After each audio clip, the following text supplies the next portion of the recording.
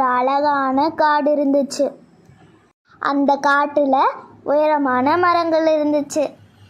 சின்னூன்னு ஒரு பறவை மாமரத்தில் வாழ்ந்து வந்துச்சு.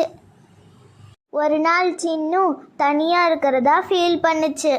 கொஞ்ச நேரத்தில் அங்கே ஒரு பட்டாம்பூச்சி வந்துச்சு. அது சொல்லுச்சு, ஹாய், என் பேர் மின்னு, நீ என்னோட ஃப்ரெண்டாக இருப்பையா அப்படின்னு சின்னு கிட்ட கேட்டுச்சு.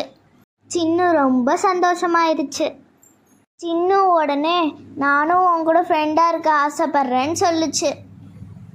அந்த நாள்ல இருந்து 2 பேரும் ஃப்ரெண்ட்ஸ் ஆயிட்டாங்க. 2 பேரும் சேர்ந்தே இருந்தாங்க. 2 பேரும் சேர்ந்து பாட்டு பாடுவாங்க. அவங்க ஹைட் அண்ட் சீக்கெல்லாம் விளையாடுவாங்க.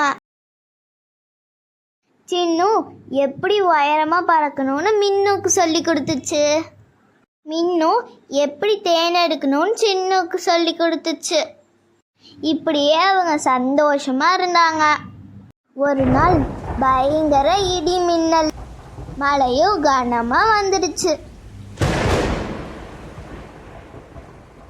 மீனுவால பறக்கவே முடியல, ரொம்ப கஷ்டப்பட்டுச்சு. சின்னு அதை பார்த்து ரொம்ப கவலைப்பட்டுச்சு. உடனே அது என்னை பிடிச்சுக்கோ மீனு அப்படின்னு சொல்லுச்சு. மின்னும் சின்னுவை ரொம்ப கெட்டியா பிடிச்சிக்கிச்சு. சின்னு வேகமா பறந்துச்சு. தூரமா இருக்கிற மரப்பொந்தை பார்த்துச்சு. இன்னும் வேகமா பறந்து அந்த பொந்துக்கு போயிடுச்சு. சின்னுவும் மின்னுவும் மழை நிற்கிற வரைக்கும் அங்கேயே வெயிட் பண்ணாங்க. மழை நின்ன அப்புறம் மின்னு ரொம்ப சந்தோஷமாயிருச்சு. என்னை காப்பாத்திட்ட சின்னு, ரொம்ப நன்றின்னு சொல்லுச்சு.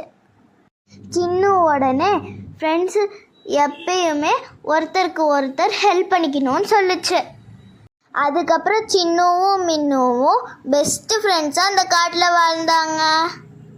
நம்ம கஷ்டப்படும் போது உதவி செய்கிறவங்க தான் உண்மையான நண்பன்.